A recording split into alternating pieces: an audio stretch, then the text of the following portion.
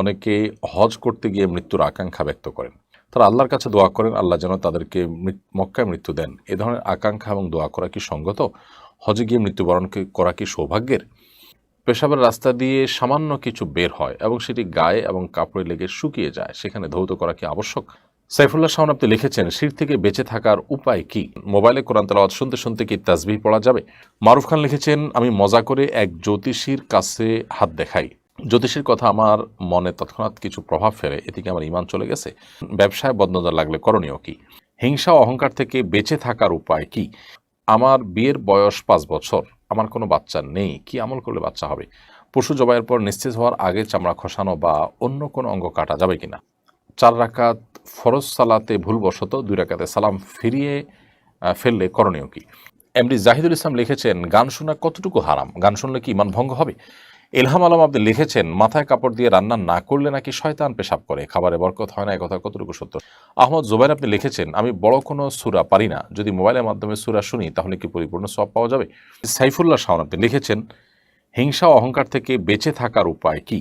হিংসা এবং অহংকার এই দুটি কিন্তু খুবই ভয়াবহ অপরাধ এবং কবিরা গুনাহ। সৃষ্টি জগতের প্রথম অপরাধ যেটি সংগঠিত হয়েছে সেটি হলো যে হিংসা, এরপরে অহংকার। ইবলিস আদম আলাইহিসসালামের শ্রেষ্ঠতা এবং মর্যাদা দেখে হিংসা করেছে এবং অহংকার করেছে। এজন্য হিংসা এবং অহংকার ইবলিসকে ইবলিসে পরিণত করেছে। এজন্য এগুলো থেকে বেঁচে থাকতে হবে। হিংসা বলা হয় কারোর কল্যাণ দেখার পর নিজের মধ্যে খারাপ লাগা কাজ করা, কিংবা কারোর কল্যাণ দেখার পর সেটাকে হিংসা করা, তার থেকে সে কল্যাণটা দূরীভূত হয়ে যাওয়ার কামনা করা, এটাই হিংসা। আর অহংকার হলো অন্য তুলনায় নিজেকে শ্রেষ্ঠ মনে করা, অন্যদেরকে তুচ্ছ মনে করা, এগুলো হলো অহংকার। তো হিংসা এবং অহংকার এগুলোর থেকে বাঁচার জন্য, বিশেষ করে হিংসা থেকে বাঁচার জন্য যার প্রতি হিংসা হয় তার জন্য আরও বেশি বেশি করে দোয়া করতে হবে, তার কল্যাণ কামনা করতে হবে। যত বেশি তার কল্যাণ কামনা করবেন, তার জন্য দোয়া করবেন, তত বেশি তার প্রতি যে হিংসা আছে সেটা তত দ্রুততার সাথে দূর হয়ে যাবে। বিধায় কারোর প্রতি হিংসা হলে আরও বেশি বেশি করে তার কল্যাণ কামনা করা উচিত, নিজের ইচ্ছার বিরুদ্ধে তার জন্য দোয়া করা উচিত। এর মাধ্যমে আশা করা যায় ইনশাআল্লাহ বিইذনিল্লাহ নিজের মনের মধ্যে থাকার হিংসা দূর হয়ে যাবে। এর পাশাপাশি অহংকার থেকে বাঁচার জন্য কোনো ব্যক্তিকে তাচ্ছিল্য না করা এবং সত্য জানার পর সেটাকে স্বীকার করতে কার্পণ্য না করা, এগুলোর কসরত করা উচিত এবং আল্লাহ তাআলার কাছে দোয়া করা যেতে পারে, আল্লাহুম্মা জাআলনি ফি আইনি সগীরা ওয়া ফি আ'য়ুনিন নাসি কাবীরা। হে আল্লাহ, আপনি আমাকে আমার নিজের চোখে আপনি আমাকে ছোট করে দিন এবং অন্যদের চোখে আমাকে আপনি বড় করে দিন। এই মর্মে আল্লাহ সুবহানাহু ওয়া তাআলার কাছে দোয়া করা যেতে পারে। ইনশাআল্লাহ এর মাধ্যমে আশা করা যায় আল্লাহ তাআলা আমাদেরকে বিনয়ী হওয়ার তৌফিক দেবেন এবং অহংকার থেকে মুক্তি দান করবেন। সোহাইব লিখেছেন, শিগগিরই সামনের অর্থবছরে বাজেট পাস হবে।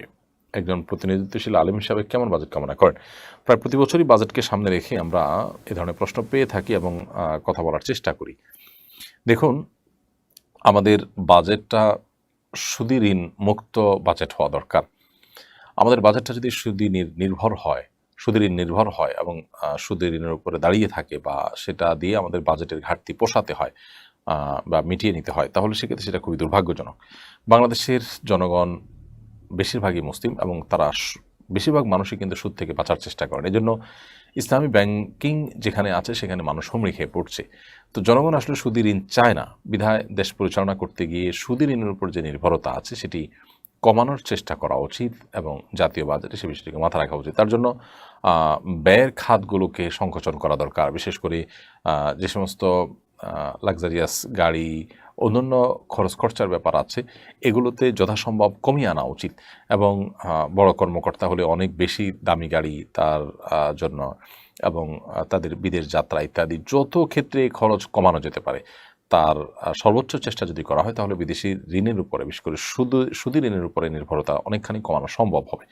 এর বাইরে আরও অনেক খাত আছে যে খাতগুলোতে আসলে বরাদ্দ না দিলেও চলে, অর্থাৎ অন্তত সুদের উপর নির্ভর করার মতো নিরুপায় অবস্থায় নয়, সেই জায়গাগুলোতে বিশেষভাবে যদি নজর দেওয়া হয় তাহলে আশা করা যায় সুদের উপর নির্ভরতা কমানো যাবে এবং বাজেটের ঘাটতিও কমবে।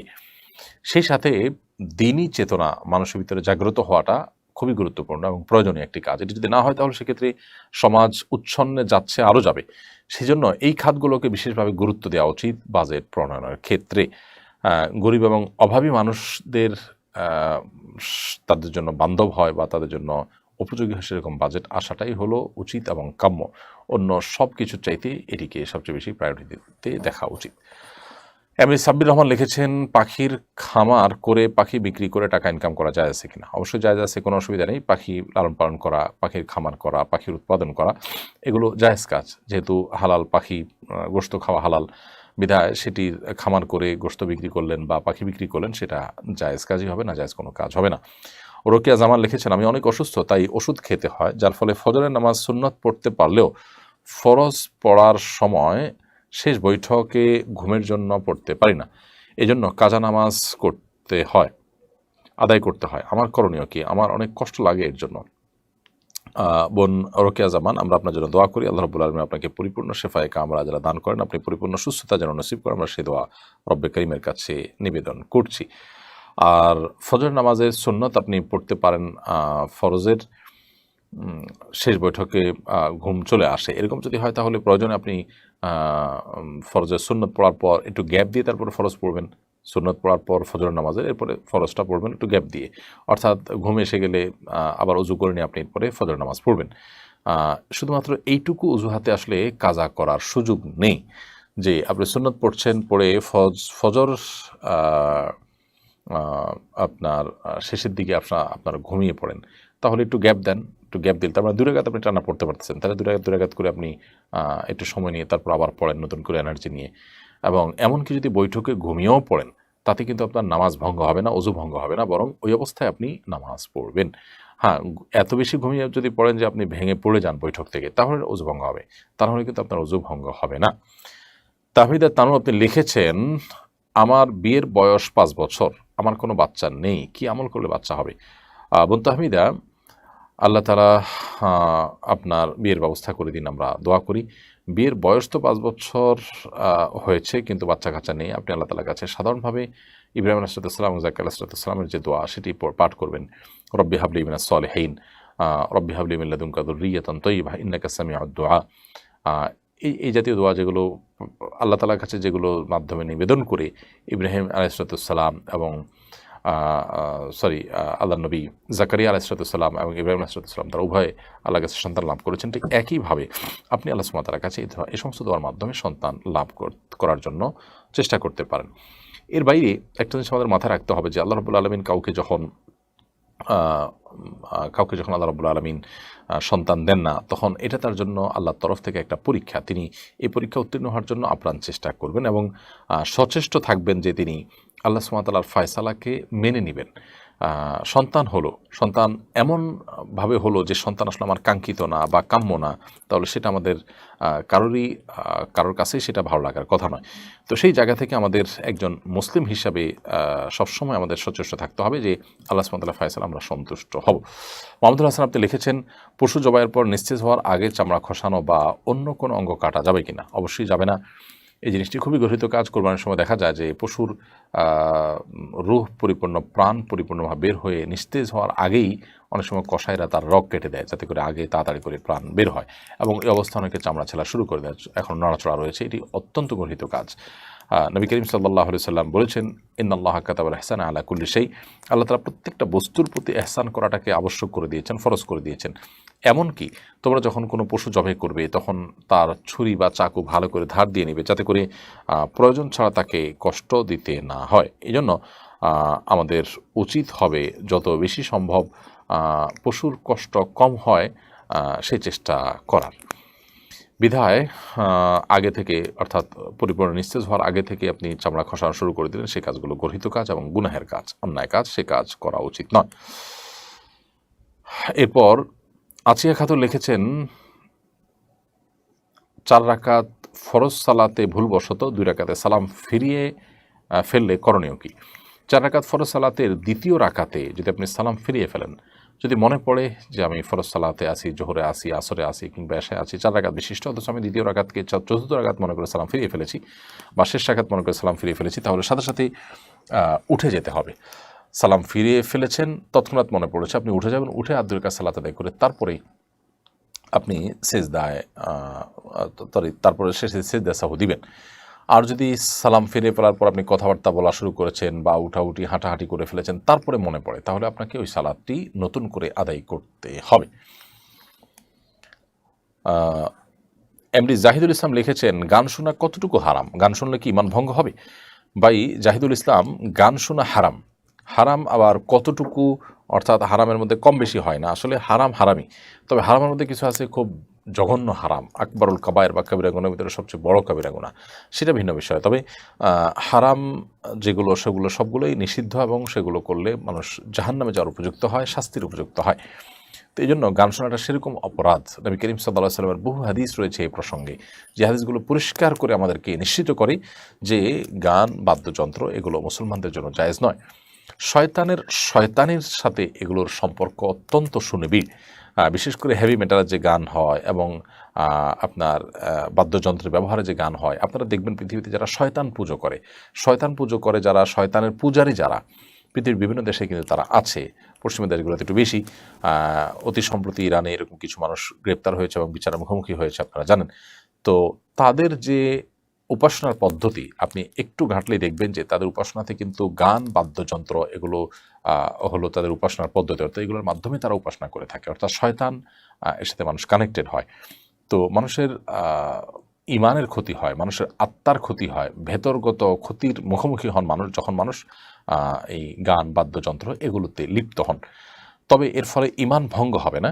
যদি কারোর মধ্যে অপরাধ বোধ থাকে, তিনি যদি মনে করেন যে আমি অন্যায় করছি, আল্লাহ আমাকে মাফ করে দিন, তাহলে তার ইমান ভঙ্গ হবে। আর যদি তিনি এই বিধানকে অস্বীকার করেন, এটাকে ডিনাই করেন, তাহলে সেক্ষেত্রে কোরআনকে তিনি যদি ডিনাই করতে চান, তাহলে সেক্ষেত্রে ইমান ভঙ্গ হতে পারে। সূরা লোকমানের যথাসম্ভব যতটুকু মনে পড়ে, সূরা লোকমানের 6 নম্বর আয়াতে মূলত লাহওয়াল হাদিস কেনার ব্যাপারে বর্ণনা করা হয়েছে। এখানে লাহওয়াল হাদিস বলতে কি বোঝানো হয়েছে? বিশ্ববিখ্যাত তাফসীর কারক এবং কোরআন সবচেয়ে বেশি বুঝেছেন, যিনি নবী করিম সাল্লাল্লাহু আলাইহি ওয়াসাল্লামের দোয়া ছিল কোরআন যেন কোরআনের জ্ঞান তাকে আল্লাহ তাআলা দান করেন, সেই সাহাবী আব্দুল ইবনে আব্বাস রাদিয়াল্লাহু তাআলা আনহু। তার ব্যাখ্যা হলো যে তিনি লাহওয়াল হাদিস বলে গানকে বুঝিয়েছেন, অর্থাৎ এটা দ্বারা মূলত গান বাদ্যযন্ত্র এগুলোকে বোঝানো হয়েছে, এটি লাহওয়াল হাদিস দ্বারা প্রমাণিত। অতএব এই আয়াতেও গান বাদ্যযন্ত্র হারাম হওয়ার বিষয়ে ইঙ্গিত রয়েছে। আর পরিষ্কার হাদিস তো রয়েছেই। বুখারীর একটা হাদিস রয়েছে, নবী সাল্লাল্লাহু আলাইহি ওয়াসাল্লাম বলেছেন, বুইসুলি উকসুল মাজামির, বাদ্যযন্ত্র এগুলোকে ভেঙে ফেলার জন্য, অর্থাৎ এগুলোকে দূরীভূত করবার জন্য, সমাজকে এগুলো থেকে মুক্ত করবার জন্য আমাকে আল্লাহ তাআলা পাঠিয়েছেন। তো এই জন্য এগুলো থেকে বিরত থাকতে হবে। একটা হাদিস রয়েছে, আল গানা ইউমবিতুন নিফাক কামা ইউমবিতুল মা ওয়াজ যারা, পানি যেরকম শস্য ক্ষেতকে উৎপাদন করে, সবুজ শ্যামল করে, ঠিক একইভাবে গান বাদ্যযন্ত্র এগুলো মানুষের মধ্যে ঈমানকে জাগ্রত করে, নেফাককে জাগ্রত করে এবং ঈমানের জন্য ক্ষতিকর হয়। ইসমাইল গাজী আপনি লিখেছেন, সম্প্রতি বাংলাদেশে অবস্থিত একাধিক বিদেশি রাষ্ট্র, আপনার প্রশ্ন উত্তর দিয়েছি। নয়ন হাসান জয় আপনি লিখেছেন, আপন জেঠা অর্থাৎ বাপের ভাই, আপন জেঠার ছেলে আমার জেঠাতো ভাই, জেঠার মেয়ে আমার ভাস্তি হয়, আপন জেঠার ছেলের মেয়েকে বিয়ে করা জায়েজ হবে কি না বলবেন সহি রেফারেন্স সহকারে। ভাই নয়ন, আপনার প্রশ্নের উত্তর হলো যে আপন চাচাতো ভাই জেঠাতো ভাই যেটাই বলেন একই কথা প্রযোজ্য হবে। আপন চাচাতো ভাইয়ের মেয়েকে বিয়ে করা জায়েজ হবে, এটা না জায়েজ কোনো কাজ নয়। আমরা এর সবচেয়ে সুস্পষ্ট দলিল পাচ্ছি আমাদের প্রিয় নবী সাল্লাল্লাহু আলাইহি সাল্লামের নিজের জীবনীতে। নবী করিম সাল্লাল্লাহু আলাইহি সাল্লাম তিনি বিয়ে করেছেন, তার কন্যা ফাতেমা রাদিয়াল্লাহু তাআলা আনহাকে বিয়ে করেছেন তারই ভাতিজা, তারই চাচাতো ভাই আলী রাদিয়াল্লাহু তাআলা আনহু। তো চাচাতো ভাইয়ের মেয়েকে বিয়ে করা জায়েজ রয়েছে। অতএব আপনার জেঠাতো ভাই বা চাচাতো ভাইয়ের মেয়েকে আপনি বিয়ে করলে সেটি জায়েজ হবে, এটি না জায়েজ কোনো কাজ হবে না, বরং এটি জায়েজ। কারণ চাচাতো ভাইয়ের মেয়ে সে কিন্তু মাহরাম না, গায়রে মাহরাম। যেহেতু গায়রে মাহরাম, তাকে বিবাহ করা জায়েজ আছে, অর্থাৎ তার সাথে আপনার পর্দা প্রযোজ্য। এরপর এইচ.এম. সাইফুল ইসলাম লিখেছেন, মসজিদের মেহরাব বাদ দিয়ে ইমাম কাতারে ও মুসল্লিরা দ্বিতীয় কাতার থেকে দাঁড়াতে পারবে কিনা? এক্ষেত্রে প্রথম কাতার কোনটা ধর্তব্য হবে? মসজিদের মেহরাব বাদ দিয়ে ইমাম সাহেব কাতারে দাঁড়াতে পারেন, কোনো অসুবিধা নেই। যদি তাতে মুসল্লি সংকুলন হয়, তাহলে মেহরাবের বাইরে এসে এক কাতার বা দুই কাতার পেছনে এসে ইমাম দাঁড়ালেন, তার পেছন থেকে ইমাম মুক্তাদিরা দাঁড়ালেন, এতে কোনো অসুবিধা নেই। এবং এতে ইমাম সাহেব যেখানে দাঁড়িয়েছেন তার পেছনে যে কাতারটা ওইটাই প্রথম কাতার হিসাবে ধর্তব্য হবে। প্রথম কাতারে নামাজ পড়ার যে ফজিলত বা মর্যাদা রয়েছে সেই কাতারে পড়লেই হবে। এখানে প্রথম কাতার বলতে মসজিদে দাগ দেয়া কাতার উদ্দেশ্য নয়, ইমামের পেছনে যেটাই থাকবে সেটাই প্রথম কাতার হিসাবে গণ্য হবে। হাফিজুর রহমান লিখেছেন, আমরা সচরাচর কথায় বলে থাকি আল্লাহই তো মানুষের মন ভরাতে পারে না, মানুষ কিভাবে মানুষের মন ভরাতে পারবে? একথা দ্বারা কি একজন মানুষের ইমান নষ্ট হবে? এটা খুবই গর্হিত কাজ, ইমানের সাথে সঙ্গতিপূর্ণ কোনো কথা নয়। আল্লাহ তাআলা মানুষের মন ভরাতে পারে না, এই কথা সঠিক কোনো কথা নয়। আল্লাহ সুবহানাহু ওয়া তাআলা মানুষের আকাঙ্ক্ষা মেটাতে পারেন, এবং আল্লাহ তাআলার কাছে অসম্ভব বলতে কোনো কিছুই নয়। এটা আল্লাহ সম্পর্কে জাহালাত এবং মূর্খতা। যদি কেউ জেনে শুনে আল্লাহ সম্পর্কে এ ধরনের মন্দ ধারণা রাখে, আল্লাহ সম্পর্কে ইচ্ছাকৃত জেনে শুনে ঠান্ডা মাথায় এরকম মন্দ কথা বলে, তাহলে সেটা অবশ্যই ইমান নষ্ট হওয়ার কারণ হবে এবং তিনি ইসলাম থেকে খারিজ হবেন। আর যদি বিষয়টা অজ্ঞতা সুলভ হয়, আল্লাহ শানে এটা যায় না বা এটার অর্থটা কি তিনি অতটা খেয়ালও করেননি, এরকম যদি হয় তাহলে তারপরও ইমান নষ্ট না হলেও এর মাধ্যমে তিনি জঘন্য অপরাধে লিপ্ত হয়েছেন এবং তার তওবা করা উচিত। আল্লাহ সুবহানাহু ওয়া তাআলা পারেন এমন কোনো কিছুই নেই। মানুষের চাহিদা আল্লাহ তাআলা পূরণ করতে পারেন না, এটা শুধুমাত্র আল্লাহ সম্পর্কে অজ্ঞানতা বা জাহালতের কারণে কেউ বলতে পারেন, এছাড়া এটা কোনো মানুষ বলতে পারেন না। মোহাম্মদ শাকিল আপনি লিখেছেন, আমার খালাতো দুলাভাই একজন দিনমজুর, তাকে কি জাকাতের টাকা দিতে পারবো? অবশ্যই আপনি দিতে পারবেন। আপনার খালাতো ভগ্নিপতি, খালাতো বোনের স্বামী, তিনি তো অনেক দূরের কথা, আপনার নিজের বোনের স্বামীও যদি হন এবং তিনি যদি অভাবী হন, জাকাতের হকদার হন, আপনি তাকে জাকাতের টাকা দিতে পারবেন। দিনমজুর হওয়ার সাথে জাকাতের টাকা গ্রহণ করতে পারা না পারার সম্পর্ক আসলে সেভাবে জড়িত নয়, বরং দিনমজুর হওয়ার পাশাপাশি তিনি যদি অভাবী হন এবং ঋণগ্রস্ত হন কিংবা যা উপার্জন করেন তা দিয়ে তার যদি না চলে, তাহলে সেক্ষেত্রে আপনি তাকে ঋণের টাকা দিতে পারবেন, জাকাতের টাকা দিতে পারবেন। মারুফ হাসান লিখেছেন, আসুন্নাহ ফাউন্ডেশনের সবার জন্য কোরবানির প্রজেক্টে দান করতে চাই, কিন্তু আমার গরুর 1 ভাগ বা একটা ছাগলের টাকা দান করার সামর্থ্য নেই, আমি কি 500 বা 1000 টাকা প্রজেক্টে দিতে পারবো? অবশ্যই ভাই মারুফ হাসান, আপনি 500, 1000 বা যে কোনো অ্যামাউন্ট দিতে পারবেন, তবে সেটি আমরা কোরবানিতে খরচ করব না। আমাদের সবার জন্য কোরবানির প্রজেক্টের ওখানে আপনি আমাদের ওয়েবসাইটে গেলে দেখবেন যে সেখানে গরুতে 1 ভাগের দাম এত, একটা ছাগলের মূল্য এত, এটা যেমন আছে। এরপর আরেকটা অপশন আছে যে অ্যানি অ্যামাউন্ট, যে কোনো অ্যামাউন্ট দেওয়া, কিন্তু এই অ্যানি অ্যামাউন্ট দিয়ে কোরবানি হবে না, কারণ কোরবানিতে ভগ্নাংশের কোনো সুযোগ নেই। অর্থাৎ যে কোনো একটা অংশ পূর্ণাঙ্গভাবে যে কোনো একজনকে দিতে হবে। একটা অংশ কয়েকজন ভাগ করে নিলেন, এই ভগ্নাংশ কোরবানিতে চলে না এবং জায়েজ নেই। তো এই জন্য 500, 1000 বা 100, 200 বা আপনার 1 ভাগের চাইতে কম টাকা কেউ যদি দেন, সেটি হয় শুধুমাত্র গোশত বিতরণের জন্য দেওয়া, এটা কোরবানির জন্য নয়।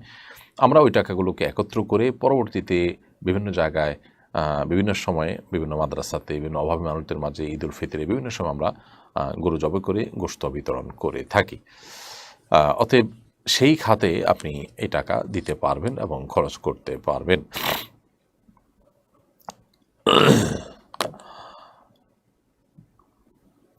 মোহাম্মদ মাহিনুল আলম আপনি লিখেছেন, ভাগে কোরবানি করলে সবাইকে কি টাকা সমপরিমাণ দিতে হবে, নাকি কেউ কম বা কেউ বেশি করে দিলে কোরবানি হবে? ভাই মাহিনুল আলম, আপনার প্রশ্নের উত্তর আমরা ইতিপূর্বে একটা প্রশ্নের মাধ্যমে দিয়েছি। সেটি হলো যে কোরবানিতে কোনো ভগ্নাংশ চলে না, ভগ্নাংশ রাখার কোনো সুযোগ নেই, অতএব পূর্ণাঙ্গ একটা অংশ রাখতে হবে। কোনো একজন শরীক যদি একটা অংশের চাইতে কম দেন, তাহলে অন্য শরীকরা কেউ যদি সেটা ফিল আপ করে দেন যে ঠিক আছে, তার পক্ষ থেকে আমি ফিল আপ করে দিলাম, তার পক্ষ থেকে হলো আমি টাকাটা তাকে হাদিয়া করলাম, উপহার দিলাম, ডোনেশন করলাম, তার কাছে হয়তো একটা ভাগের টাকা 15,000 টাকা, তার কাছে 10,000 টাকা আছে, তো বাকি 5,000 টাকা আমি প্লাস করে দিলাম, আমার তরফ থেকে আমি তাকে দিলাম, তাহলে ওটা পুরোটা তার তরফ থেকেই হলো, পুরো অংশটা, জাস্ট একজন তাকে 500 টাকা বা 5,000 টাকা হেল্প করলেন, এরকম হলে সেটা জায়েজ আছে। কিন্তু যদি এমন হয় যে একটা ভাগ দুজন মিলে নিয়েছেন, তারা গোশত ভাগ করে নেবেন, তাহলে সেটা জায়েজ হবে না। কারণ কোরবানির পশুতে গরু বা ওঁট হলে, মহিষ হলে সেখানে সর্বোচ্চ 7 ব্যক্তি অংশগ্রহণ করতে পারে, 8 ব্যক্তি অংশগ্রহণ করার সুযোগ নেই, কিংবা 7 ব্যক্তি করলেন, এর মধ্যে একাধিক ব্যক্তি যদি একটা ভাগের শেয়ার নেন, তাহলে সেটা কিন্তু জায়েজ হবে না। এমডি ফয়সাল আহমদ সুমন লিখেছেন, যুবকদের উদ্দেশ্যে একটু বিশেষ নসিহত করুন। যুবকদের জন্য সবচেয়ে গুরুত্বপূর্ণ বিষয় হলো তাদের যৌবনকালকে সকল প্রকার অনাচার থেকে, যৌনাচার থেকে, অবাধ যৌনাচার থেকে এবং হারাম সম্পর্ক থেকে বাঁচিয়ে রাখা এবং 5 ওয়াক্ত ফরজ নামাজ পড়া, সৎসঙ্গ অবলম্বন করা, যে সমস্ত সঙ্গী, যে সমস্ত বন্ধু, যে সমস্ত যুবকরা আল্লাহর ভয় লালন করেন, ধারণ করেন, তাদের সাথে উঠা বসা করে, তাদেরকে বন্ধুরূপে গ্রহণ করা। এ বিষয়ে তাদেরকে সৎ পথে থাকতে অনেক বেশি সাহায্য করে। আর না হলে তারা বিপদগামী, তার পথে চলে যাওয়ার আশঙ্কা অনেক বেশি থাকে। এমনি রাসেল হোসেন লিখেছেন, মোবাইলে কোরআন তেলাওয়াত শুনতে শুনতে কি তাসবিহ পড়া যাবে? কোরআনে কারিমের তেলাওয়াত যখন আমরা শুনবো তখন খুব মনোযোগের সাথে শোনা উচিত। তখন আসলে মুখে তাসবিহ পড়া উচিত নয়। কারণ কোরআন কারিমের তেলাওয়াত যখন আমরা শুনবো তখন আমাদের আচরণ কেমন হবে বা আমরা কিভাবে শুনবো সে সম্পর্কে আল্লাহ সুবহানাহু ওয়া তাআলা বলেছেন, ওয়াইদা কুরিয়াল কুরআনু ফাসতামিউ লাহু ওয়া আনসিতু লাআল্লাকুম তুরহামুন। যখন কোরআন তেলাওয়াত করা হবে তখন তোমরা মনোযোগ সহকারে শুনবে এবং চুপ থাকবে। এখানে কিন্তু দুটি নির্দেশ আল্লাহ তাআলা করেছেন, একটা হলো ফাসতামিউ আর একটা হলো আনসিতু। তোমরা মনোযোগ সহকারে শুনবে কোরআন যখন তেলাওয়াত করা হবে তখন, এবং তোমরা সেই কোরআনে কারিমের তেলাওয়াতকে শোনার সময় তোমরা নীরবতা অবলম্বন করবে। এজন্য দুইটা জিনিসই আমাদের লক্ষ্য রাখা উচিত, একটা হলো নীরবতা অবলম্বন করা, একটা হলো যে মনোযোগ সহকারে শ্রবণ করা। এজন্য এই সময় তাসবিহ তেলাওয়াত করা উচিত নয়। ডেইলি ট্রিক্স এআইডি থেকে আপনি লিখেছেন, প্রবাসীরা কিভাবে কোরআন প্রতিযোগিতায় অংশগ্রহণ করবে? খুবই সিম্পল। কোরআন প্রতিযোগিতা যেহেতু অনলাইনে হবে, এটার ফাইনাল পরীক্ষার চূড়ান্ত ধাপ সেটা অফলাইনে হবে হয়তো, এবং সেখানে অফলাইনে যখন হবে সেটাতে ইনশাআল্লাহ বিদিনা বাহির থেকেও মানুষ অংশগ্রহণ করতে পারবেন। সেরকম সিস্টেম যারা বাহিরে থাকবে তাদের জন্য আমরা রাখবো ইনশাআল্লাহ। তবে সাধারণত যে প্রথম 6টি ধাপ আছে বা 5টি ধাপ আছে, এই ধাপগুলোতে পৃথিবীর যে কোনো প্রান্ত থেকেই অংশগ্রহণ করতে পারবে যে কোনো ব্যক্তি, এমনকি প্রবাসী ভাইরা তারাও অংশগ্রহণ করতে পারবেন। যেহেতু এগুলো হবে অনলাইনে এবং লিঙ্ক দিয়ে দেওয়া হবে, গুগল লিঙ্ক, অথবা প্রথম পরীক্ষা গুগল লিঙ্ক হলো, পরবর্তী পরীক্ষাগুলো আমরা ইনশাআল্লাহ আমাদের নিজস্ব ওয়েবসাইট থেকে গ্রহণ করার চেষ্টা করব। অতএব আমাদের ফেসবুক পেজে যখন লিঙ্ক প্রকাশ করা হবে, যে কেউ লিঙ্কে ক্লিক করে কিন্তু পরীক্ষায় অংশগ্রহণ করতে পারবেন এবং যথারীতি তার জন্য পুরস্কার ইত্যাদিও প্রযোজ্য হবে। মাহবুব লিখেছেন, সম্প্রতি এক বাংলাদেশি যুবক এভারেস্ট জয় করেছেন। এ ধরনের অ্যাচিভমেন্টের জন্য দীর্ঘ প্রস্তুতি নিতে হয়, অর্থ শ্রম ব্যয় হয়। শুধু একটা পাহাড়ে ওঠার জন্য অর্থ, শ্রম ও সময় ব্যয় করা সেরাই এবং দুনিয়াবী দৃষ্টিকোণ থেকে কেমন? ভাই মাহবুব, এ বিষয়ে আমরা এর আগে বিভিন্ন প্রশ্নের উত্তরে এ ধরনের প্রশ্ন বিষয়ে নানা কথা আমরা পেশ করার চেষ্টা করেছি। কোরআন এবং হাদিসকে গবেষণা করে বা কোরআন হাদিস পাঠ করে আমাদের কাছে যেটি মনে হয়েছে যে আসলে ইসলামের শরিয়াত দৃষ্টিকোণ থেকে এই কাজগুলোর তেমন কোনো তাৎপর্য নেই। এগুলোতে আমাদের দেশের মুখ উজ্জ্বল হয়, যিনি করেন তার মুখ উজ্জ্বল হয়, তার সাহসিকতা, তার বীরত্ব, এগুলো বীরত্বগাথা এগুলো মানুষ বলতে থাকে। কিন্তু আসলে ইমানদারের প্রত্যেকটা কাজে দুনিয়া এবং আখিরাত কোনো না কোনোটার কল্যাণ নিহিত থাকবে। যদি এমন হয় যে ওই জায়গাটাতে যে কোনো কিছু আবিষ্কার করা যায় কিনা, মানুষের জন্য কোনো কল্যাণের কোনো কিছু বের করা যায় কিনা, তার জন্য গবেষণা করলেন, তার জন্য চেষ্টা করলেন, তাহলে সেটা ভিন্ন বিষয়। এটা যেমন মহাকাশে যাচ্ছে মানুষ, সেখানে গিয়ে আপনার মহাকাশ স্টেশন থেকে নানাবিধ মানুষের কল্যাণ সাধন করার পথ পদ্ধতি বা নানা রকমের আপনার সুযোগ সুবিধা সেখান থেকে মানব জাতির জন্য সেখান থেকে তারা তৈরি করতে পারছেন, দেখাতে পারছেন বা আবিষ্কার করতে পারছেন। কিন্তু এভারেস্টের চূড়ায় ওঠার মধ্যে মানুষের কোনো কল্যাণ নিহিত নেই। যিনি উঠছেন তিনি তার বাহাদুরি ছাড়া, যে দেশের নাগরিক করছেন সে দেশের মুখ উজ্জ্বল হওয়া ছাড়া আর কিছু নয়। এটার জন্য শ্রম, অর্থ এগুলো সব ব্যয় করা এবং এত বেশি এনার্জি সেখানে দেওয়া, এ ধরনের কাজের পেছনে ইসলাম শরিয়ার দৃষ্টিকোণ থেকে, বিশেষ করে যে লোকটা আখিরাতে বিশ্বাস করেন, যিনি আল্লাহর কাছে যেতে হবে যে বিশ্বাস করেন, যার কাছে দুনিয়াটা নিছকই একটা দুনিয়া, এটা এর বেশি কিছু নয়, তার কাছে আসলে এগুলো কখনো গুরুত্বপূর্ণ বিষয় নয়। হ্যাঁ, আখিরাতের প্রতি বিশ্বাস না থাকলে, দুনিয়াটাই তার সব কিছু হলে, তখন তার কাছে এটা অনেক বড় ব্যাপার হতে পারে। আমি জানি যে এই ধরনের বিষয়গুলোকে আমরা অনেকে হয়তো হজম করতে পারবো না। এই ধরনের বিষয়গুলোকে আমাদের কাছে মনে হবে যে একেবারে সেকেলে। আমাদেরকে শয়তান আখিরাতকে এতটা ভুলিয়ে রাখছে যে আখিরাতের ব্যাপারগুলো আমাদের কাছে এখন একেবারে গৌণ হয়ে যাচ্ছে। আখিরাতের বিষয়গুলো আমাদের কাছে বরং মনে হচ্ছে যে এগুলো শুধু কথার কথা। আমাদের ব্যক্তিগত জীবনে বিভিন্ন কর্মকাণ্ডে, আমাদের চিন্তাধারায় আখিরাতের প্রতি ঈমানের কোনো প্রতিফলন বা ছিটেফোঁটা এটা প্রকাশ পায় না সচরাচর। এটা খুবই দুর্ভাগ্যজনক এবং এটি ঈমানের যে দুরবস্থা আমাদের মধ্যে রয়েছে সেটা একটি সুস্পষ্ট উদাহরণ। আব্দুল্লাহ আল মিনহাজ আপনি লিখেছেন, বদলি হজ করলে কি যিনি বদলি হজ করবেন তিনি সওয়াবের ভাগীদার হবেন? যিনি বদলি হজ করছেন তিনি একজন মানুষের হজ হয়ে যাচ্ছে, তার জন্য তিনি সহযোগিতা করছেন। এই উদ্দেশ্যে যেহেতু হজ করছেন, তাতে মূল হজের সওয়াবটা বদলি হজ যার পক্ষ থেকে হবে তিনি পেলেও, যিনি বদলি হজটা করে দিচ্ছেন আল্লাহ তাআলা তাকেও মাহরুম করবেন না। কারণ তিনি চেষ্টা করছেন, তিনি নেকামল করার জন্য কসরত করছেন, বিধায় তাকে আল্লাহ রাব্বুল আলামিন একেবারে মাহরুম করবেন না যে তিনি কোনো সওয়াব পাবেন না, তিনি আপনার এত পরিশ্রম করবেন, তার পরিশ্রমটা একবার অর্থহীন হবে, এটা সেরকম না। তিনি যে একজন মানুষের হজ করে দিচ্ছেন, এটা তো ইবাদত। একজন ইবাদত করতে সহযোগিতা করছেন, অতএব অবশ্যই আল্লাহ তাআলা তাকে বিনিময় দান করবেন। আল্লাহ সুবহানাহু ওয়া তাআলার ভান্ডারে তো কোনো অভাব নেই। যিনি, যার পক্ষ থেকে বুদ্ধি হজ করা হচ্ছে, তিনি পূর্ণাঙ্গ সওয়াব পেয়ে গেলেন। অতিরিক্ত হিসাবে যিনি কষ্ট করলেন, তাকেও আল্লাহ তাআলা পূর্ণাঙ্গ হজের সওয়াব দেওয়াটা আল্লাহর জন্য কোনো কঠিন বিষয় নয়, অতএব তিনিও সওয়াব পাবেন ইনশাআল্লাহ তাআলা। ইলহাম আলম আপনি লিখেছেন, মাথায় কাপড় দিয়ে রান্না না করলে নাকি শয়তান পেশাব করে, খাবারে বরকত হয় না, এ কথা কতটুকু সত্য? সম্পূর্ণ ভিত্তিহীন এবং মনগড়া কথা, কুসংস্কারের জন্য কথা। আমাদের দেশে মা বোনদের উপর বিশেষ করে যত রকমের ফতোয়া আছে, ভুল ফতোয়া আছে, এগুলোর প্রয়োগ সবচেয়ে বেশি হয়ে থাকে। এটি তারই একটি। রান্না করার সাথে মাথায় কাপড় দেওয়ার আসলে কোনো সম্পর্ক নেই। আপনি হালাল খাবার রান্না করছেন আপনার ঘরোয়া পরিবেশে, সেখানে আপনার মাহরামরাই আছেন, শুধুমাত্র গায়ে মাহরাম কেউ নাই, তাহলে সেক্ষেত্রে মাথায় কাপড় দিয়ে রান্না করতে হবে, এটা মোটেই জরুরি কোনো কাজ নয়। এমনকি ঘরোয়া কাজ, গৃহস্থলী কাজ করার সময় মাথায় কাপড় দিয়েই থাকতে হবে মহিলাদের, এমন কোনো বাধ্যবাধকতা নেই। এগুলো একেবারেই আমাদের মন গড়া কথা। আহমদ জোবাইর আপনি লিখেছেন, আমি বড় কোনো সূরা পারি না, যদি মোবাইলের মাধ্যমে সূরা শুনি তাহলে কি পরিপূর্ণ সওয়াব পাওয়া যাবে? অবশ্যই আপনি কোরআন কারিমের তেলাওয়াত যদি শুনেন, সেটা মোবাইলে হোক আর অন্য কিছুতে হোক, অবশ্যই সওয়াব লাভ করবেন। তবে নিজে তেলাওয়াত করলে যেমন সওয়াব হয়, শুনলেও সওয়াব হয়। সেই শোনাটা যদি লাইভ শোনা হয়, সেটা অধিকতর উত্তম হয়, অধিকতর ইফেক্টিভ হয়, এটা বলাই বাহুল্য। তবে রেকর্ডেড তেলাওয়াতও যদি আপনি মোবাইলে ইত্যাদিতে শুনেন, তাতেও ইনশাআল্লাহ সওয়াব পাবেন। আলমগীর লিখেছেন, কোরবানির পশুতে কোরবানি করার আগে বা পরে বাচ্চা পাওয়া গেলে করণীয় কি? কোরবানির পশু জবাই করার পর যদি বাচ্চা পাওয়া যায়, তাহলে ওই পশুর ওই বাচ্চা সহকারেই জবাই করে দিতে হবে, এবং এরপর জবাই করা পশু আর বাচ্চা, সেটা আপনার খেতে মনে চাইলে খাবেন, না খেতে মনে চাইলে না খাবেন, কিন্তু জবাই করে দিবেন। কারণ যখন কোনো প্রাণ আল্লাহর রাহে কোরবানি করার নিয়ত করা হয়, তখন সে প্রাণের আংশিক আপনার জবাই না করার কোনো সুযোগ নেই। আর এই পশুটা আংশিক আপনার প্রাণের মতোই, এই বাচ্চাটা। তো যার কারণে সহজ জবাই করে দিবেন। বাহ্যিকভাবে মনে হতে পারে এটা অমানবিক ইত্যাদি। আসলে মানবিক অমানবিক তো আমাদের বিবেক দিয়ে যদি আমরা নিরূপণ করি, তাহলে সেটা ভুল হবে। বরং এটি ন্যস্ত করতে হবে আল্লাহ তাআলার উপর। কারণ আল্লাহ রাব্বুল আলামিন তিনি মহান সৃষ্টিকর্তা, তিনি তার সমস্ত সৃষ্টিগুলোর তারই। যার কারণে আমাদের বিবেক বিবেচনার চাইতে এখানে আল্লাহর আদেশ নিষেধটা অনেক বেশি গুরুত্বপূর্ণ। যার ভিতরে ঈমান নেই, তার কাছে এই জিনিসগুলোর মূল্য না থাকতে পারে। যিনি আল্লাহর প্রতি ঈমান রাখেন, যিনি বিশ্বাস রাখেন আল্লাহ তাআলা তার সৃষ্টি কর্তা, আল্লাহর কাছে তাকে ফিরে যেতে হবে, আল্লাহ তাআলাই রিজিক দাতা, তিনি সব কিছুর কর্তা, তাহলে তার জন্য এই বিষয়গুলো বুঝতে কোনো বেগ পাওয়ার কথা নয়।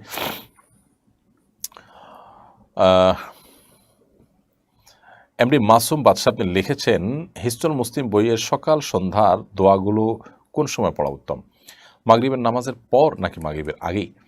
হিস্টুল মুসলিম বইয়ের সকাল সন্ধ্যার দোয়াগুলো, এগুলো আমরা যখন পড়ব, সেটা সকালের দোয়াগুলো আমরা সকালে ফজরের আগেও পড়তে পারি, আবার চাইলে ফজরের পরেও পড়তে পারি।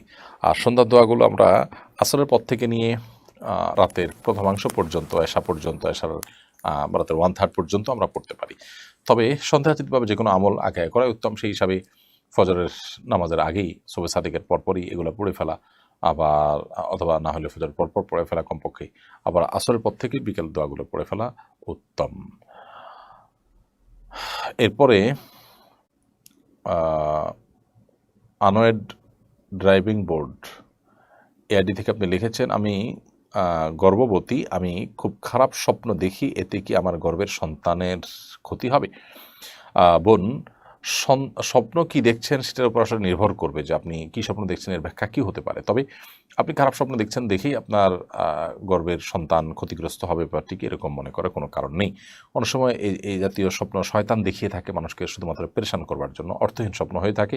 তো আপনার স্বপ্নটা আসলে কী ধরনের এবং কোনো ইন্ডিকেট করছে কি না, কী ইন্ডিকেট করছে, যেটা ইন্ডিকেট করছে সেটা হওয়ার সম্ভাবনা আছে, তারপরে এগুলোকে হলফ করে বলার কিছু নেই।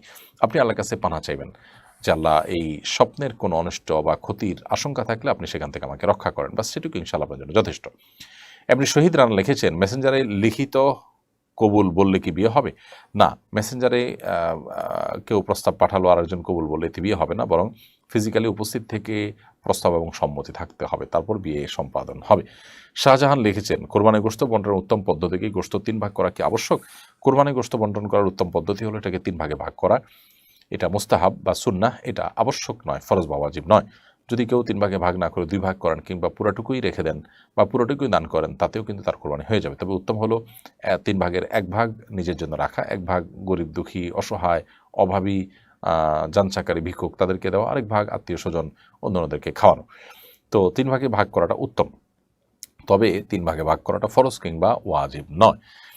এমডি তারিকুজ্জামান লিখেছেন, একজন লোক বলেছেন আজানের সময় আগে সালাতু সালাম পাঠ করা নফল ইবাদত, কিন্তু কেউ যদি বাধা দেয় তাহলে ওই নফলটা ওয়াজিব হয়ে যায়।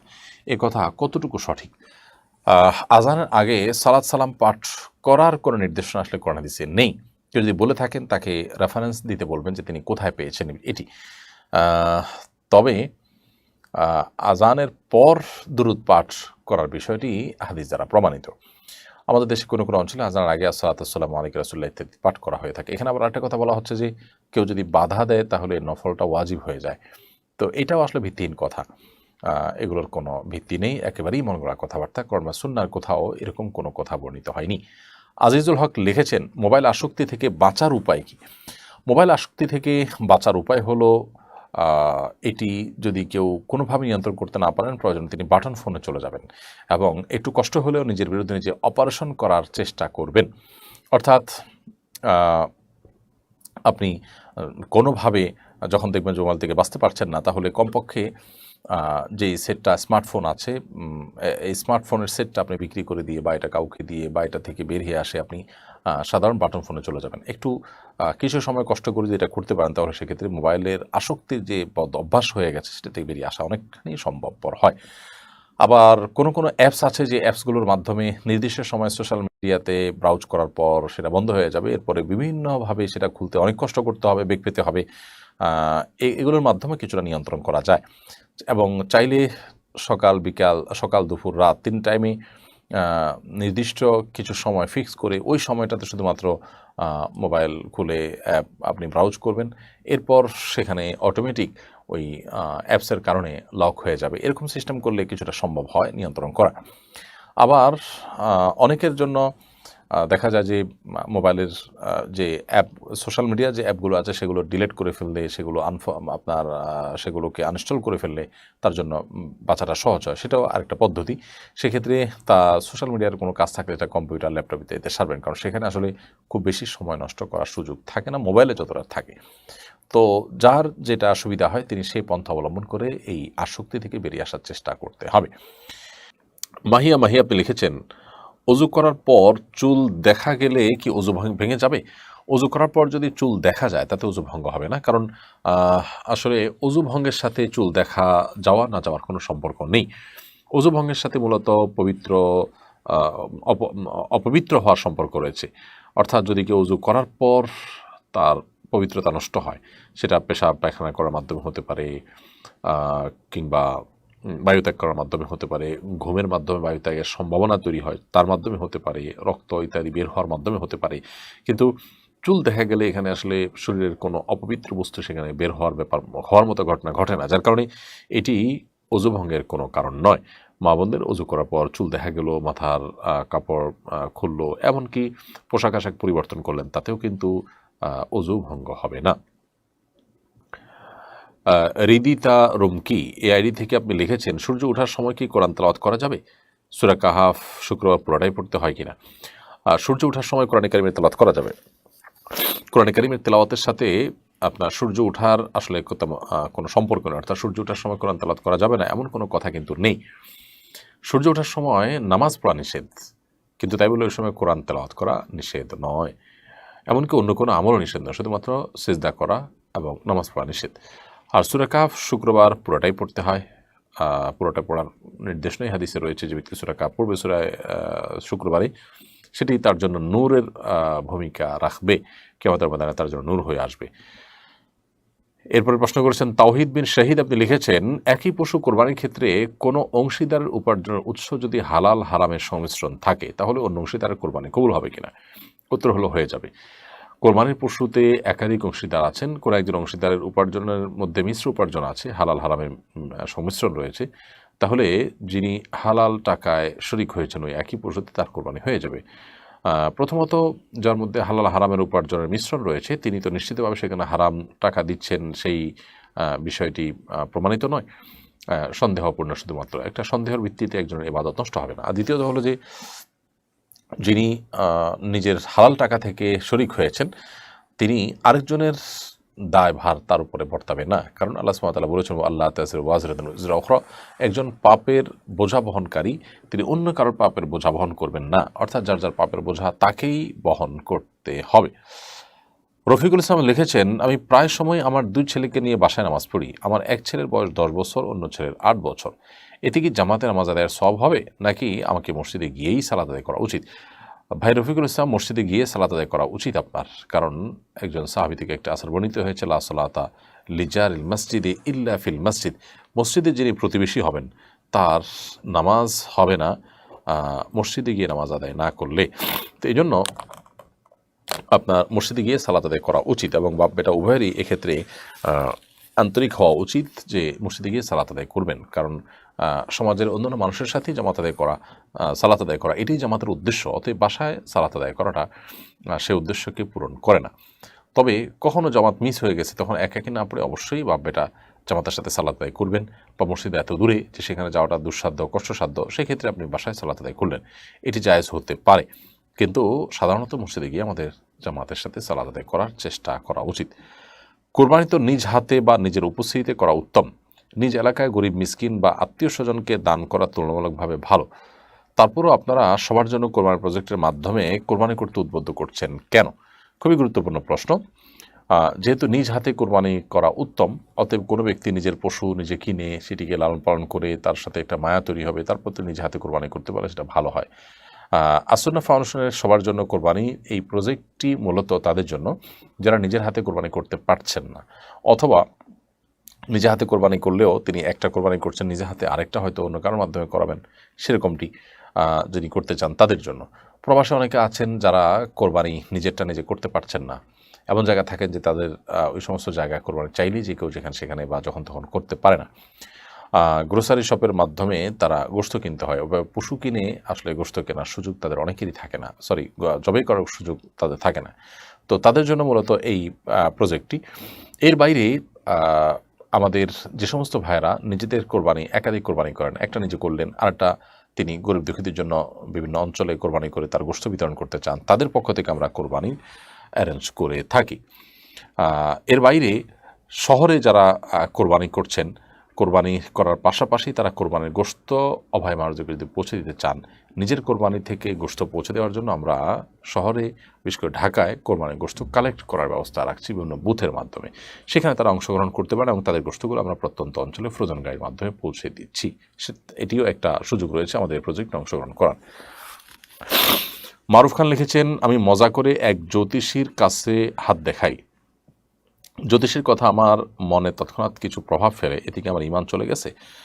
আল্লাহ মাফ করুন, আপনি যদি জানেন যে তার কথায় বিশ্বাস করা ঈমান পরিপন্থী, তাহলে সেক্ষেত্রে আপনার সেখানে যাওয়া এবং দুষ্টুমি করে হলেও মজা করে হলেও তার কাছে হাত দেখানো, এই কাজগুলো আপনার অন্যায় হয়েছে। এর জন্য আপনার আল্লাহর কাছে তওবা করতে হবে এবং আপনি যদি তার কথায় বিশ্বাস করেন এবং তার কথার উপর আস্থা রাখেন, তাহলে সেক্ষেত্রে ঈমান চলে যাওয়ার মতো কাজ হয়েছে। আল্লাহ মাফ করুক। আপনারা তওবা করলে ইনশাআল্লাহ আল্লাহ তাআলা মাফ করবেন আপনাকে।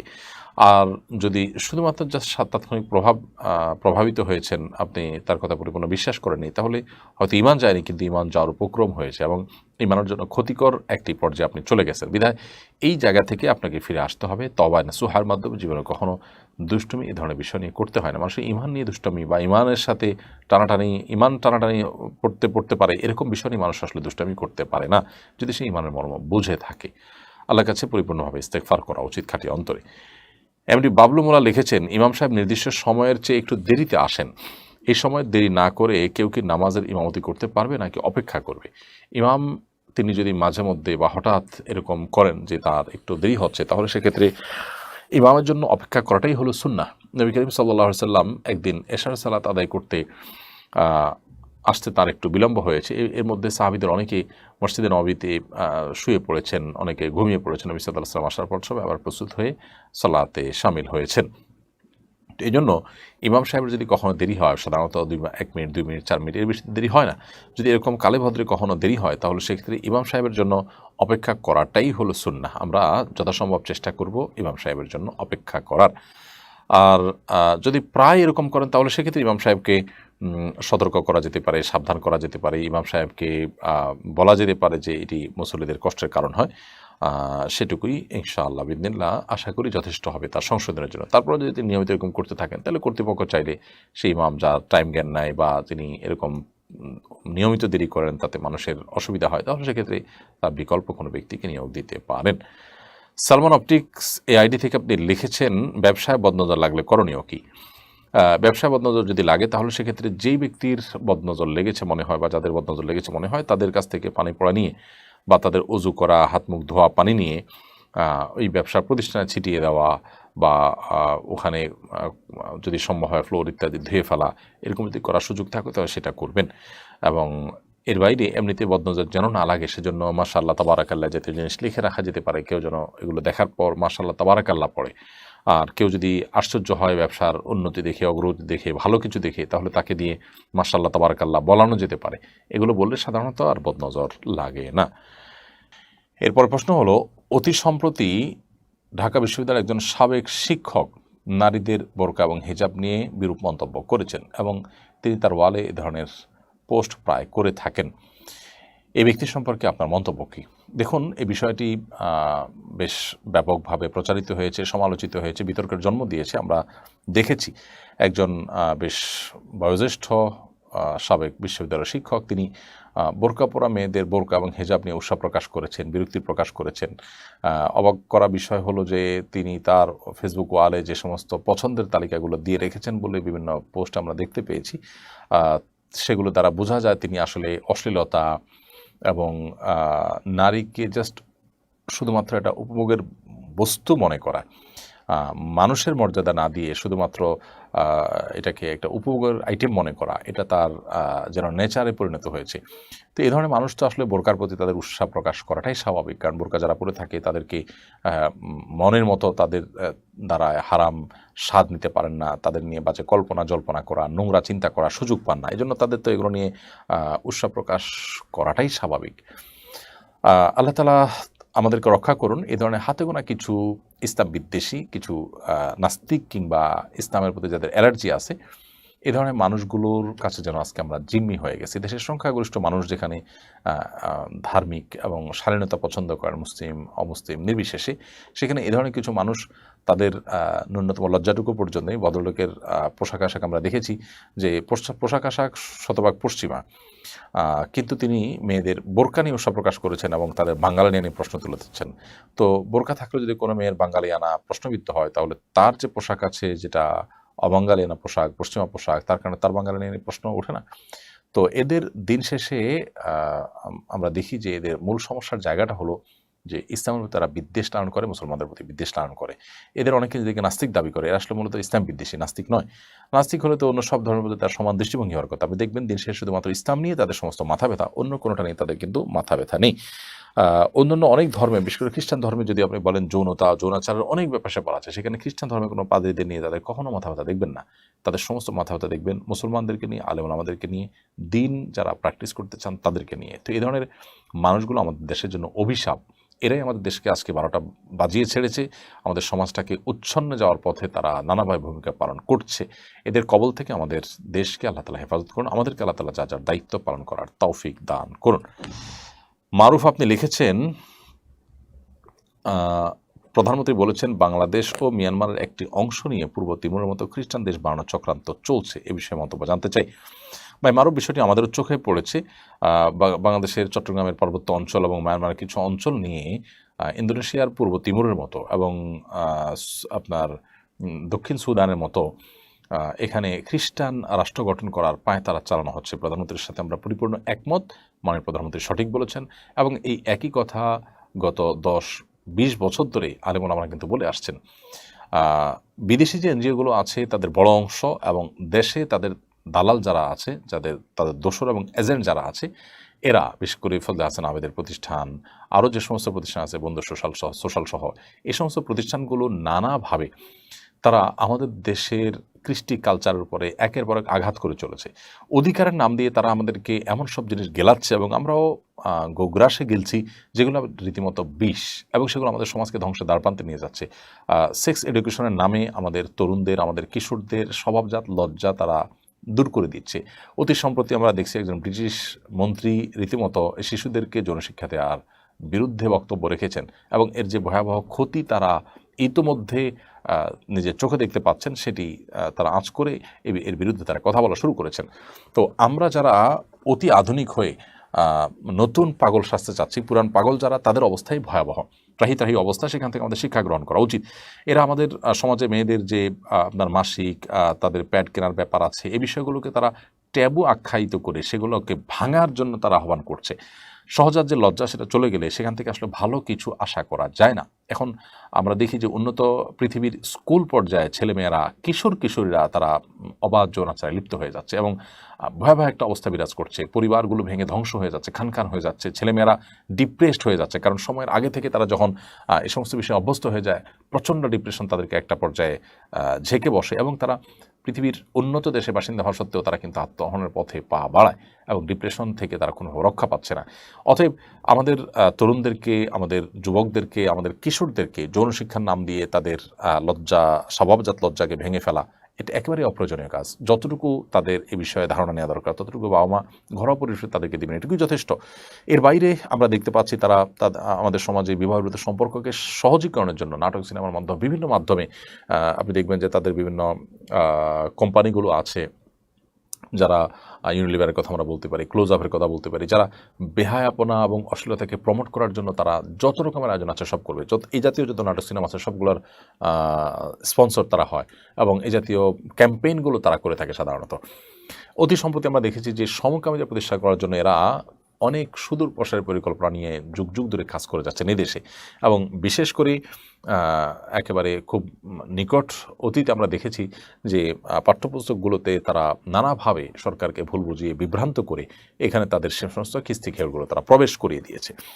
অতএব এরাই আমাদের এই দেশটাকে আস্তে আস্তে ধ্বংস করে আগ্রাসন চালিয়ে সেটাকে দখল করতে চায়। এটি বুঝতে আর আমাদের বাকি নেই। তবে জনগণকে জাগাতে হবে এবং সচেতন হতে হবে এই সমস্ত বিষয় সম্পর্কে। আল্লাহ তাআলা আমাদের দেশের স্বাধীনতা সার্বভৌমত্বকে রক্ষা করুন।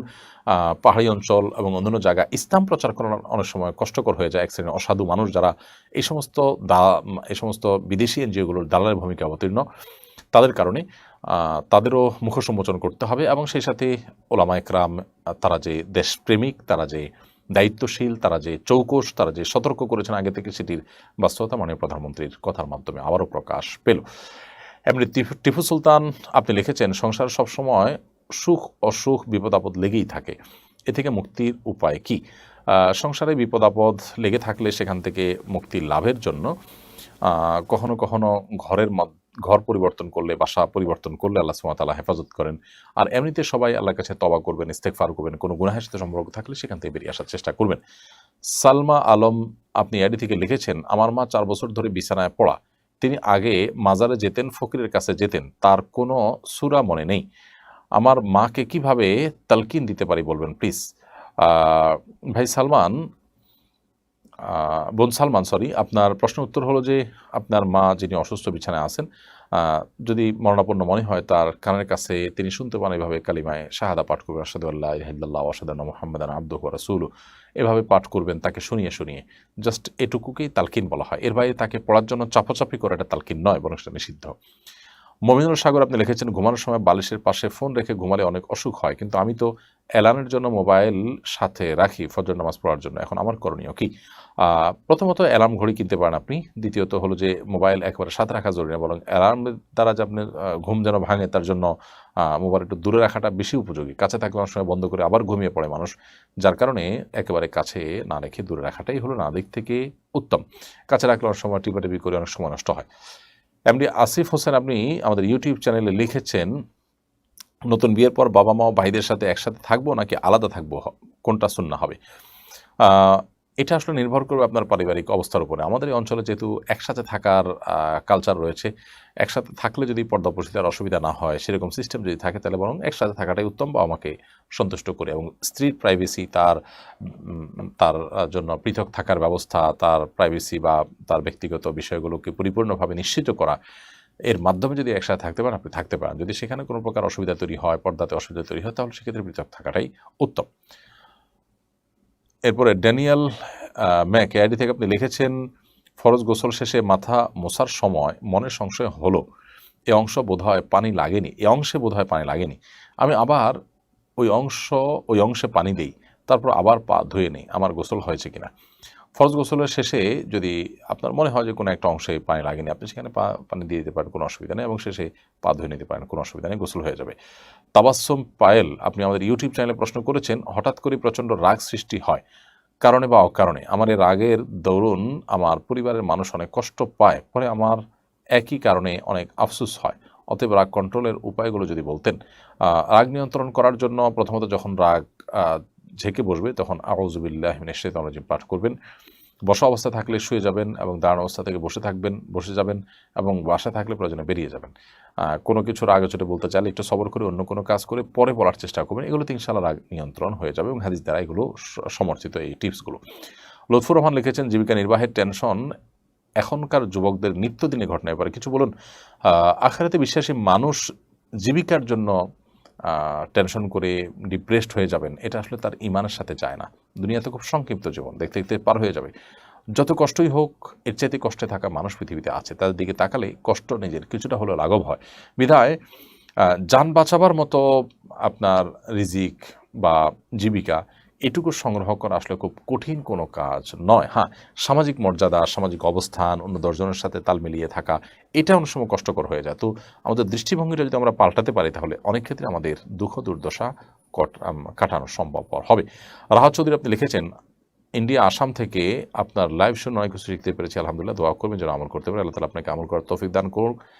ভালো লাগলো আপনার কথা শুনে, জেনে যে আপনি আমল করার চেষ্টা করেন এবং শুনে থাকেন। রাহাত চৌধুরী। আহসানুল্লাহ সাকিব লিখেছে, আমি বিবাহ করতে চাই, এমন কোনো আমল আছে কিনা যা করলে দ্রুত বিবাহ হবে? আল্লাহ তাআলার কাছে দোয়া করতে থাকবেন, চেষ্টা অব্যাহত রাখবেন, আয় উপার্জন করবেন।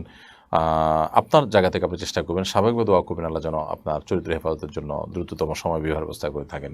দোয়া কবুলের সময়গুলোতে স্পেশালি নামাজের পর, তাহাজ্জুদের সময়, জুমার দিন আসরের পর স্পেশালি আল্লাহ তাআলার কাছে হাত তুলে দোয়া করতে পারেন। শাহী মাহমুদ সলিমগঞ্জি আপনি লিখেছেন, স্ত্রীর ইন্তেকালের পর স্বামীর জন্য তার চেহারা দেখা কেমন? স্ত্রীর ইন্তেকাল হলে স্বামী তার চেহারা দেখতে পারবেন, এটা দেখা না জায়েজ নয়। মুনতাসির মোরশেদ নিলয় আপনি লিখেছেন, ছেলের সন্তান নিজের ইচ্ছায় অথবা নিজস্ব কোনো সমস্যার কারণে বিবাহ না করলে বাবা মায়ের হক নষ্ট হবে কিনা?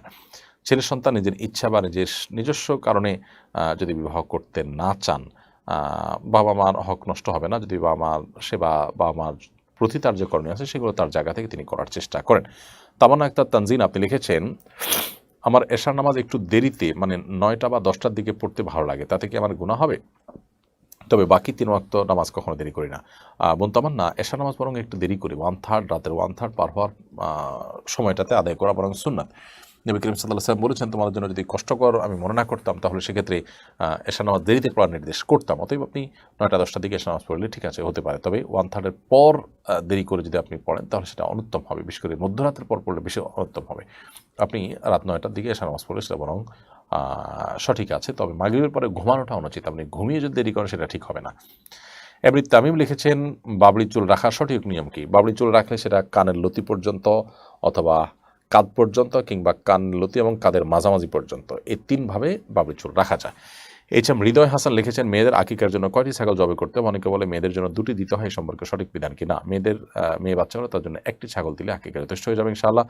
এমনি মোস্তাকিম মাহমুদ লিখেছেন, আমরা দুজনে পালিয়ে কোর্ট ম্যারেজ করেছিলাম, সাথে বন্ধুবান্ধব ছিল, শুধু কোর্টে রেজিস্ট্রেশন করেছিলাম, একে অপরকে কবুল বলা হয়নি, এতে কোনো সমস্যা আছে কিনা দয়া করে জানাবেন। কাগজে যদি লেখা থাকে যে আমি প্রস্তাব দিচ্ছি, অপরজন এবং সেখানে স্বাক্ষর করেন, এবং অপরজন লেখা থাকে যে আমি কবুল করলাম, সেখানে স্বাক্ষর দেন, তাহলে বিয়ে হবে 2জন সাক্ষীর উপস্থিতি হলে।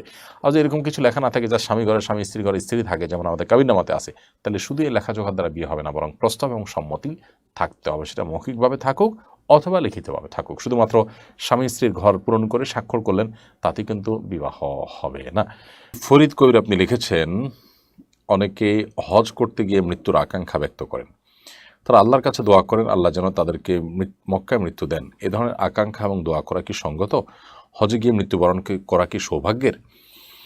দেখুন, মদিনাতে মৃত্যুর বিশেষ মর্যাদা রয়েছে। কেউ যদি মদিনায় মৃত্যুবরণের সুযোগ থাকে, সে যেন সে সুযোগ হাতছাড়া না করে। এ মর্মে হাদিস রয়েছে, কারণ মদিনায় যাদের মৃত্যু হবে কিয়ামতের ময়দানে তারা উত্থিত হবে, কিয়ামতের দিন তারা হাসরে একত্র হবে, উঠবে সাহাবীদের সাথে, নবী করিম সাল্লাল্লাহু আলাইহি ওয়াসাল্লাম এর সাথে, সাহাবায়ে কেরামের সাথে। তো সেজন্য ইমাম মালিক রহমতুল্লাহি আলাইহি তিনি মদিনায় মৃত্যুবরণ করার যে তামান্না, সেই তামান্না থেকে ফরজ হজ আদায় করার পর আর মদিনা শহর থেকে তিনি বের হননি। এখানে বাকি জীবন কাটিয়েছেন এবং শেষ পর্যন্ত তার মৃত্যু সেখানে হয়েছে। তো এজন্য মক্কা কিংবা মদিনা এই পবিত্র ভূমিতে মৃত্যুবরণ করার তামান্না বা আকাঙ্ক্ষা করা দোষের নয়। তবে হজে গিয়ে হজে গিয়ে আমার যদি মৃত্যু হয় এরকমটি বলার সুযোগ নেই। কারণ মৃত্যুর ক্ষণ, মৃত্যুর তারিখ আল্লাহ তাআলা জানেন। কারণ মৃত্যু নির্দিষ্ট করে ক্ষণ বা একটা সময় নির্দিষ্ট করে এর মধ্যে আল্লাহর কাছে মৃত্যু কামনা করা দোষণীয়। নবী করিম সাল্লাল্লাহু আলাইহি ওয়াসাল্লাম মৃত্যু কামনা করতে নিষেধ করেছেন। তবে একটি দোয়া আমাদেরকে শিক্ষা দিয়েছেন, সে দোয়া আমরা করতে পারি। আল্লাহুম্মা আহইনি মা কানাতিল হায়াতু জিয়াদাতান ফি কুল্লি খাইর। আল্লাহ আমাকে ততদিন পর্যন্ত আপনি বাঁচিয়ে রাখুন, হায়াত দিন, যতদিন আমার বেঁচে থাকার মধ্যে কল্যাণ রয়েছে, অর্থাৎ আমি বেঁচে থাকলে আমার কল্যাণ বাড়বে, উত্তরোত্তর বৃদ্ধি পাবে, ততদিন আপনি আমাকে বাঁচিয়ে রাখুন। এবং একইভাবে ওয়াফাত বা মৃত্যু তখনই দিন যখন আমার মৃত্যুর মাধ্যমে সকল অকল্যাণ থেকে আমার মুক্তি মিলবে। তো এইভাবে দোয়া করা যেতে পারে, কিন্তু মৃত্যু চাওয়া যে আমার এই সফরে যেন মৃত্যু হয়, এই হজ সফর থেকে যেন আমার ফিরে না আসি, এই সফরে যেন আমার মৃত্যু হয়, এরকমটি বলার সুযোগ নেই। হ্যাঁ, মক্কা মদিনা আমার মৃত্যু হোক, সেটা তামান্না হতেই পারে, সেটা এই সফরে হতে পারে, অন্য কোনো সময় হতে পারে, আমার হায়াত যখন শেষ হবে আমি যেন তখন মক্কায় থাকি, এই তামান্না বা এই আকাঙ্ক্ষা আল্লাহর কাছে লালন করা যেতেই পারে। ইসমাইল গাজী আপনি লিখেছেন, সম্প্রতি বাংলাদেশে অবস্থিত একাধিক বিদেশি দূতাবাস রংধনু প্লাগ প্রদর্শন করে এর ছবি তাদের ফেসবুক পেজে পোস্ট করে সমকামীদের সমর্থন করেছে। বিষয়টাকে আপনি কিভাবে দেখেন? বিষয়টি আমারও চোখে পড়েছে। আমি যতটুকু জানি, যে কোনো দেশের দূতাবাস বাংলাদেশে যখন তারা অবস্থান করবে, তখন বাংলাদেশের আইন, এখানকার সংবিধান, এখানকার সকল নিয়ম নীতি, এগুলোর বিরুদ্ধাচরণ করার কোনো সুযোগ তাদের থাকবে না, বরং এগুলো তারা মেনেই চলতে হবে। অতএব বাংলাদেশের সংবিধানের ৩৭৭-এর যে ধারার যে আইন রয়েছে আমরা সবাই জানি, সমকামিতা ২ বছর কারাদণ্ডের কথা রয়েছে, সমকামিতাকে অপরাধ হিসাবে সেখানে চিহ্নিত করা হয়েছে। অতএব সেই সমকামিতার সপক্ষে রংধনু প্লাগ প্রদর্শন করা, সমকামীদের প্লাগ বা পতাকা প্রদর্শন করা, এটা রীতিমতো দেশের যে আইন আছে সেটাকে বৃদ্ধাঙ্গুলি দেখানোর শামিল, দেশে আইনের বিরুদ্ধে রীতিমতো বিরুদ্ধাচরণের শামিল এবং প্রকাশ্যে সেটা বিদ্রোহের শামিল। বিধায় এটা বাংলাদেশে থাকা কোনো এমবেসি আসলে করতে পারে না। যারা করেছেন তারা অবশ্যই অন্যায় করেছেন, অপরাধ করেছেন, তাদের প্রায়শ্চিত্ত হওয়া উচিত এবং এ ধরনের দুঃসাহস তাদের করা উচিত নয়। এদেশের সংখ্যালঘু মানুষের চিন্তাধারার পরিপন্থী বিষয়কে চাপিয়ে দেওয়ার যে অপচেষ্টা, সেটা সন্দেহাতীতভাবে সন্ত্রাসবাদী মানসিকতা থেকেই হয়ে থাকে। ইতিমধ্যে যে সমস্ত দেশের দূতাবাস এ কাজ করেছে তারা তাদের ফেসবুক পোস্টগুলোকে ডিলিট করেছে। দুর্ভাগ্যজনক বিষয় হলো সেই একই ছবি আরেকটি শক্তিশালী দেশের দূতাবাস, আমেরিকার দূতাবাস, তারা তাদের ফেসবুক ওয়ালে পোস্ট করেছে। এটি রীতিমতো মাস্তানি ছাড়া এবং রীতিমতো দুঃসাহসিকতা ছাড়া কিছুই নয়। একটি স্বাধীন দেশে এ ধরনের কর্মকাণ্ড কোনোভাবেই গ্রহণযোগ্য নয়। বিধায় আমরা এর প্রতিবাদ জানাচ্ছি এবং আমরা আশা করব যে তারা এ ধরনের দুঃসাহসিকতা, এ ধরনের কর্মকাণ্ড তারা করবেন না। এগুলো তাদের নিজেদের নিরাপত্তা, এই অঞ্চলের নিরাপত্তাকে বিঘ্নিত করতে পারে। সুমাইয়া মজুমদার আপনি লিখেছেন, যারা দায়ুস তাদের সাথে ইসলামিক দৃষ্টিকোণ থেকে আচরণ কেমন হওয়া উচিত? তাদেরকে কি মন থেকে ঘৃণা করতে হবে? দায়ুস বলা হয় ওই পুরুষকে বা ওই মানুষকে যিনি তার পরিবারের সদস্যদের নানান অপকর্ম, বিশেষ করে জেনা, ব্যভিচার, পর্দাহীনতা, অশ্লীলতা, নোংরামো, এগুলোকে সমর্থন করেন, এগুলো দেখেও না দেখার ভান করেন, এগুলো দেখার পরও তিনি কোনো বিহিত চেষ্টা করেন না, ওই ব্যক্তিকে দায়ুস বলা হয়। তো দায়ুস ব্যক্তি জান্নাতে প্রবেশ করবে না এবং এটা অপরাধ রীতিমতো। অতএব একজন মুসলিম হিসাবে আমরা দায়ুস ব্যক্তিকে তার এই কৃতকর্ম থেকে নিবৃত রাখবার জন্য অসৎ কাজ থেকে বাধা প্রদান করার যা করণীয় সেই প্রক্রিয়া আমরা অবলম্বন করব এবং তাকে দাওয়াতের কাজের মাধ্যমে, অসৎ কাজের বাধা প্রদান করার মাধ্যমে তাকে আমরা নিবৃত্ত রাখার চেষ্টা করব। এটা আমাদের কর্তব্যের অংশ। এবং এই দায়ুস যারা আছে তাদেরকে আমরা তাদের এই কৃতকর্মের কারণে, তাদের এই ধরনের ঘৃণ্য কর্ম এবং নাজায়েজ কাজ, হারাম কাজে লিপ্ত থাকার কারণে তাদের প্রতি আমাদের ঘৃণা আসাটা স্বাভাবিক এবং ঘৃণা করাটা বরং কর্তব্যের অংশ। পাপকে ঘৃণা করো, পাপীকে নয়, এই কথা সিনেমা স্লোগান, এটি কোন হাদিসের বক্তব্য নয়। বরং পাপের পাশাপাশি যিনি পাপে লিপ্ত তার প্রতিও ঘৃণাবোধ থাকাটা আমাদের ঈমানের বরং দাবি। তবে ঘৃণা শুধু আমাদের জন্য যথেষ্ট নয়, বা ঘৃণা করাটা আমাদের কর্তব্য নয়। মূলত আমাদের মূল কর্তব্য হলো যে তাদের প্রতি ঘৃণা তো আসবেই স্বাভাবিকভাবে। আমার ইমানে যে গায়রত আছে, ইমানে যে আত্মসম্মান আছে, সেই জায়গা থেকে তো সেটা আসবেই। কিন্তু এর পাশাপাশি তাদেরকে অন্যায় থেকে, অনাচার থেকে নিবৃত্ত রাখার ন্যূনতম উদ্যোগ আমাদের গ্রহণ করতে হবে। আশিক মণ্ডল লিখেছেন, যদি পেশাবের রাস্তা দিয়ে সামান্য কিছু বের হয় এবং সেটি গায়ে এবং কাপড়ে লেগে শুকিয়ে যায়, সেখানে ধৌত করা কি আবশ্যক? পেশাবের রাস্তা দিয়ে যদি পেশাবের সামান্য ছিটা বা অন্য কোনো কিছু বের হয় এবং গায়ে এবং কাপড়ে লেগে যায়, তাহলে যে জায়গা লেগেছে সেটি পবিত্র করতে হবে। আর যদি লাগার যার পর সেটা শুকিয়ে যায়, তাহলে তারপরও যে জায়গা লেগেছে আমি যদি এটা চিহ্নিত করতে পারি, জায়গাকে ধুয়ে ফেলবো। আর যদি চিহ্নিত করা না যায়, হারিয়ে যায়, তাহলে সেটা পরিমাণে যদি অনেক কম হয় না ধুলেও চলবে, নামাজ পড়া যাবে। আর যদি পরিমাণে বেশি হয় তাহলে সেটি ধোয়া দরকার, ধুতে হবে। এখন পরিমাণে বেশি কম বলতে ধরুন 1 টাকার যে কয়েন আছে, 1 টাকার যে কয়েন আছে, কয়েন সমপরিমাণ বা একটু কম, 1 দিরহাম যেটা হাতের তালুতে যেটুকু জায়গা আছে, আনুমানিক 1 টাকার কয়েনই বলতে পারে, 1 টাকা বা 2 টাকার কয়েন যে এখন যেটা পাওয়া যায়, এই 2 টাকার কয়েনের সমপরিমাণ যদি হয় তাহলে সেটা ধৌত করা আবশ্যক হবে। আর যদি তার কম হয় তাহলে সেক্ষেত্রে সেটা ধোয়াটা উত্তম, আর না ধুলেও নামাজ হয়ে যাবে। নাইম নূর আপনি লিখেছেন, আমি সৌদি আরবে মক্কায় থাকি, আমি হজ করতে চাচ্ছি, কিন্তু সৌদি আরবে যে সফটওয়্যার আছে ওইটার মাধ্যমে আবেদন টাইম শেষ হয়ে গেছে। তাই আমি বাংলাদেশি হজের কাজ করে এরকম লোকের মাধ্যমে টাকা দিয়ে হজ করলে কি হজ কবুল হবে? ওরা বলছে আমার নামেই কার্ড বানিয়ে দিবে। ভাই নাইম নূর, আপনি সৌদি আরবে যে হজের আবেদন করার সিস্টেম রয়েছে অনলাইনে, সেখানে করতে পারেননি। এখন বাংলাদেশে থেকে যে সমস্ত হজ কাফেলা যায় সেগুলোর সাথে প্রবেশ করে হজ করে ফেলবেন। যদি এরকমটি আপনি করেন, হজ হয়ে যাবে। কারণ হজের যে শর্ত আছে, ফরজ আছে, সেগুলো সবগুলো আপনি আদায় করছেন। তবে আপনি যেহেতু এখানে ছলছাতুরির আশ্রয় নিচ্ছেন এবং চালাকির আশ্রয় নিচ্ছেন, সরাসরি যদি কোথাও কোনো মিথ্যা বলতে না হয়, তাহলে সেক্ষেত্রে আপনি হারামে লিপ্ত হলেন না, কিন্তু সেখানকার অথরিটির একটি বিধান বা তাদের একটা আইনকে আপনি লঙ্ঘন করলেন। এটা না করা উচিত। কেন না করা উচিত? কারণ এই আইন লঙ্ঘন করার মধ্য দিয়ে আপনি সেখানকার যে আপনার সেখানকার যে শৃঙ্খলা আছে সেটা কিছুটা হলো বিঘ্ন ঘটাতে আপনি ভূমিকা রাখছেন।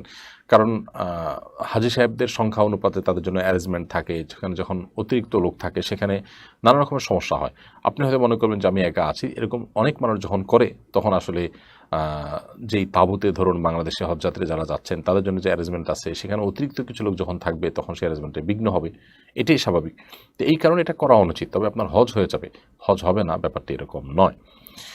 সাইফুল্লাহ শাওন আপনি লিখেছেন, শিরক থেকে বেঁচে থাকার উপায় কি? শিরক থেকে বেঁচে থাকার উপায় হলো শিরক সম্পর্কে জানা। আপনি যখন জানবেন যে কিসে শিরক হয় আর কিসে কুফুর হয়, কিসে নেফাক হয়, তখন শিরক থেকে বাঁচাটা আপনার জন্য সহজ হবে। এই জন্য শিরক থেকে বাঁচার জন্য আমাদের সবচেয়ে বড় এবং গুরুত্বপূর্ণ করণীয় হলো শিরক সম্পর্কিত ইলম অর্জন করা। সেই সাথে নবী করিম সাল্লাল্লাহু আলাইহি ওয়াসাল্লামের সেখানে একটি দোয়া রয়েছে, সে দোয়া আমরা পাঠ করতে পারি। আল্লাহুম্মা ইন্নী আউযু বিকা আন উশরিকা বিকা ওয়া আনা আ'লাম ওয়া আস্তাগফিরুকা লিমা লা আ'লাম। অর্থাৎ, হে আল্লাহ, আপনার কাছে আমি আমার জ্ঞাতসারে, আমার অজ্ঞাতসারে উভয় পদ্ধতিতে শিরক হওয়ার যে পন্থা পথ উপায় রয়েছে সেগুলো থেকে আপনার কাছে আমি পানা চাই। এভাবে যখন আল্লাহ তাআলার কাছে আমরা পানা চাইব, ইনশাআল্লাহ বিইذনিল্লাহ, আশা করা যায় আল্লাহ রাব্বুল আলামিন আমাদেরকে নাজাত দান করবেন শিরক থেকে।